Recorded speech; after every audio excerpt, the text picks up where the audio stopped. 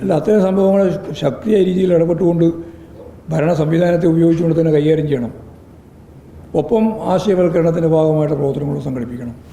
ഈ ഗവർണറുമായി ബന്ധപ്പെട്ട് ഭരണഘടന പഠിപ്പിക്കാൻ പോയ ക്യാമ്പയിൻ ആരംഭിച്ചിട്ടുണ്ട്. പ്രത്യക്ഷ സമരപരിപാടിയിലേക്ക് പോകുന്നു. ഇല്ല, ഇപ്പോൾ പ്രത്യക്ഷ പരിപാടികളൊന്നുമല്ല, ഇതന്നെ പ്രത്യക്ഷ പരിപാടി.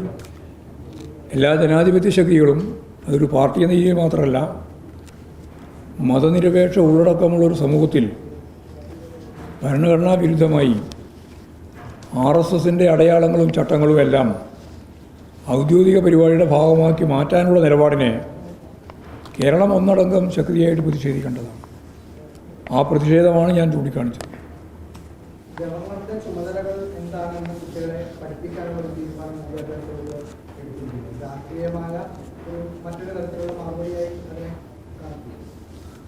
അല്ല, ഭരണഘടന പഠിപ്പിക്കുന്നത് എപ്പോൾ നല്ലതല്ലേ?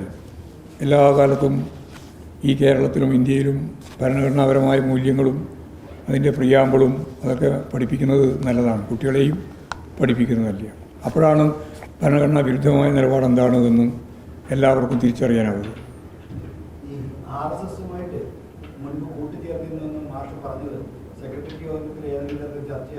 അതൊന്നും ഒരു ചർച്ചയില്ല. അതിനിന്നലെ പറഞ്ഞാണ്, ഒരു ചർച്ചയില്ല.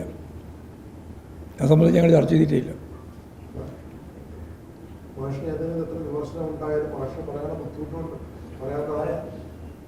വിമർശനം ഉണ്ടായിരുന്നെങ്കിൽ വിമർശനം ഉണ്ടായെന്ന് പറയുന്നതിൽ എന്താ കുഴപ്പം? എന്താ ബുദ്ധിമുട്ട്? സ്വയം വിമർശനമല്ലേ ഞങ്ങളെ ഏറ്റവും പ്രധാനപ്പെട്ട ഊർജം തന്നെ. അത് നിങ്ങൾ ധരിക്കുന്നതാണ് തെറ്റായ നിലപാട്. ഒരു ഊർജ്ജത്തിനെയും പ്രശ്നമില്ല. അതിലെന്തെങ്കിലും പ്രശ്നം ഉണ്ടെങ്കിലല്ലേ ഊർജ്ജം ഉണ്ടാവേണ്ട കാര്യമില്ല. സ്വയം വിമർശനം ഉണ്ടാവേണ്ട കാര്യമില്ല, ചർച്ചയും ചെയ്യേണ്ട കാര്യമില്ല. ചർച്ച ചെയ്തിട്ടുമില്ല, സ്വയം വിമർശനം ഒട്ടും ഉണ്ടായിട്ടുമില്ല. പോരെ?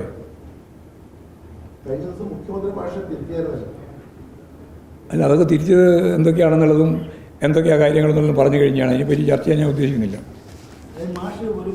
ഇനി അത് സംബന്ധിച്ച് ചർച്ചയ്ക്ക് ഞാൻ ഉദ്ദേശിക്കുന്നില്ല. ഒരു നാക്ക് വഴിയും പറയുന്നില്ല. ഞാൻ പറഞ്ഞു എന്തൊക്കെയാണ് പറഞ്ഞതെന്ന് വളരെ വിശദമായിട്ട് പറഞ്ഞു പത്രസമ്മേളനത്തിൽ തന്നെ.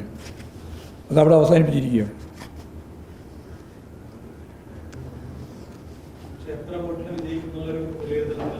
ഇല്ല, വോട്ടൊന്നും ഞങ്ങൾ തീരുമാനിച്ചിട്ടില്ല. നല്ല രീതിയിൽ വിജയിക്കും.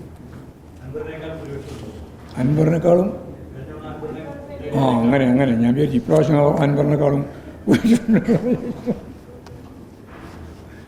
അതല്ലേ വോട്ടിൻ്റെ കാര്യം ഞാൻ ഇപ്പോൾ പറയുന്നില്ല.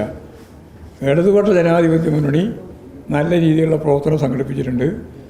നല്ല രീതിയിലുള്ള സ്വീകരണം ജനങ്ങളിൽ നിന്ന് ലഭിച്ചിട്ടുണ്ട്. പോളിങ്ങും അത് തന്നെയാണ് കാണിക്കുന്നത്.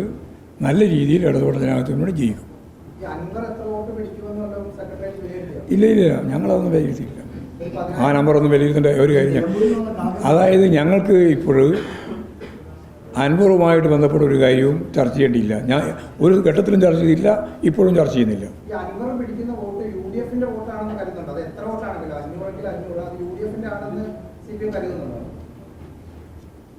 അൻവറുമായിട്ട് ബന്ധപ്പെട്ട ഒരു കാര്യവും ഞാൻ പറയാൻ ഉദ്ദേശിക്കുന്നില്ല.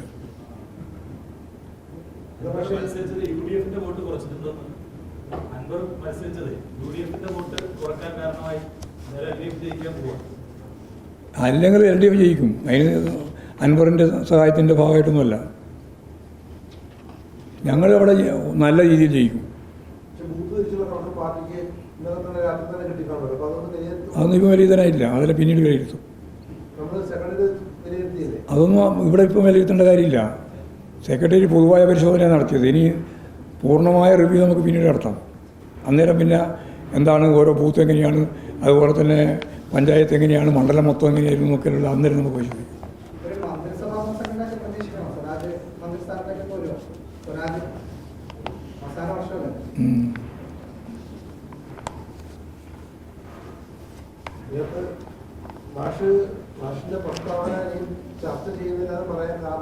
വേണ്ടാത്തതുകൊണ്ട് ഒരു കാര്യമില്ലാതെ ചർച്ച ചെയ്യേണ്ട കാര്യം അതിനെ പാരമ്പര്യത്തില്ല. അത് നിങ്ങൾ അന്നേരം ചർച്ച ചെയ്യാം. ഫലം വരട്ടെ.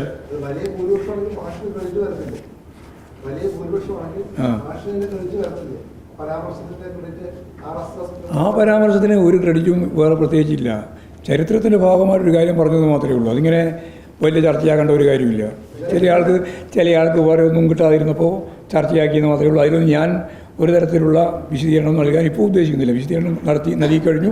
മുഖ്യമന്ത്രിയും പറയേണ്ടത് പറഞ്ഞു കഴിഞ്ഞു. പാർട്ടിക്ക് പറയാനുള്ളത് പാർട്ടിയും പറഞ്ഞു. ശരി.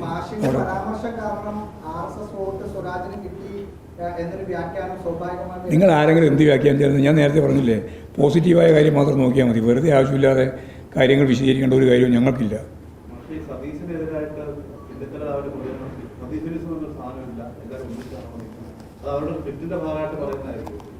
അത് അയാളോട് ചോദിച്ചാലല്ലേ മനസ്സിലാവുള്ളൂ. എനിക്കറിയില്ല എങ്ങനെയാണ് പറഞ്ഞു. ഇപ്പോൾ ഓരോരുത്തരെ പറ്റി ഓരോ ഇസം പറയുകയാണ്. അതായത് അർത്ഥമില്ലാത്ത പദപ്രയോഗങ്ങളാണ്. വെറുതെ പറഞ്ഞുകൊണ്ടിരിക്കുക ഓരോ പദം.